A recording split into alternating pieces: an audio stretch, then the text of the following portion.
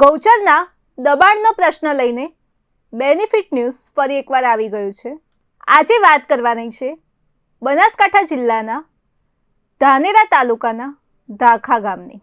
પરંતુ તે પહેલાં એક સવાલ: શું સરકારી જમીન માથાભારે લોકોની જાગીર છે? શું સરકારી જમીન, ગૌચર અને તળાવો માત્ર કાગળ પર જ અસ્તિત્વ છે? કે પછી શું આ દેશમાં ગરીબ હોવું એક ગુનો છે?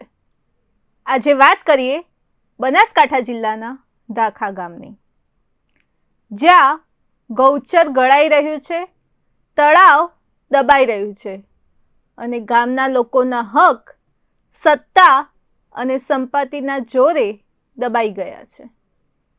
ધાખા ગામના સરકારી ચોપડે 229 હેક્ટર જમીન ગૌચરની બોલે છે.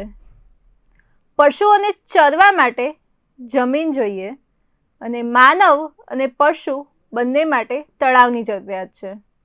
પરંતુ આ ગૌચરની જમીન ઉપર આલિશાન બંગલો બની ગયા છે. ગામનું તળાવ, જે ગામની જીવાદોરી સમાન હોય છે, ત્યાં પાળ બાંધી દેવામાં આવી છે અને ગેરકાયદેસર બાંધકામો ઊભા કરી દેવામાં આવે છે. પરિણામ, ગામ તરસી મરી રહ્યું છે. કોના પાપે, કોના ભોગે?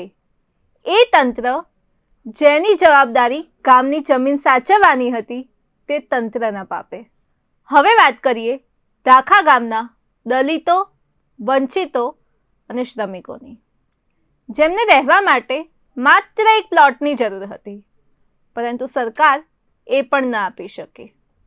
એક તરફ સરકારી જમીનો પર દબાણો કરીને તંત્ર પૈસા કમાઈ રહ્યું છે અને બીજી તરફ ગરીબ માત્ર અરજી લખીને થાકી જાય છે.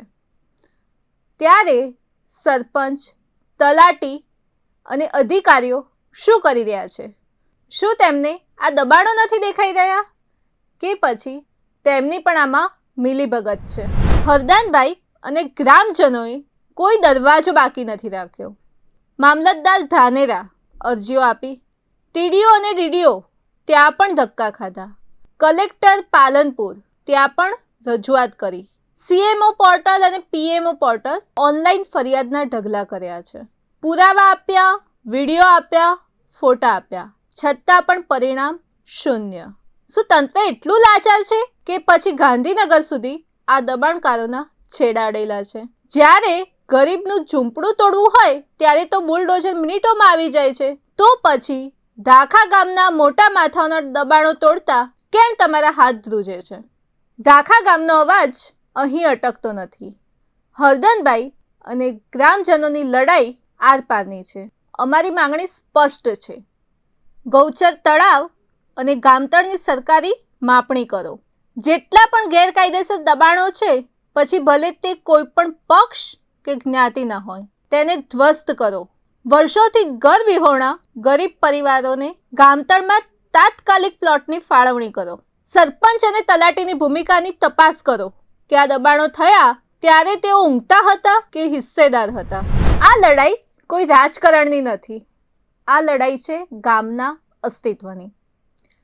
જો ધાખા ગામનું ગૌચર અને તળાવ આજે નહીં બચે તો કાલે આખું ગામ બરબાદ થઈ જશે. આ વિડીયોને એટલો શેર કરો કે બનાસકાંઠાના કલેક્ટર અને ગાંધીનગરમાં બેઠેલા મંત્રીઓના કાન સુધી આ ગરીબોની ચીસો પહોંચે. અંતમાં ગુજરાતની તમામ જનતાને બેનિફિટ ન્યૂઝની અપીલ છે કે તમારા ગામમાં પણ ગૌચર ઉપર દબાણ હોય, કાં તો તંત્ર તમારી વાત ન સાંભળતી હોય અને તમારી પાસે પુરાવા હોય, તો તે ફોટા અને વિડીયો અમને મોકલો. આજે જ અમારો સંપર્ક કરો. તમે અમને બેનિફિટ ન્યૂઝના વોટ્સઅપ નંબર પર માહિતી મોકલો અને જોડાયેલા રહો બેનિફિટ ન્યૂઝ સાથે.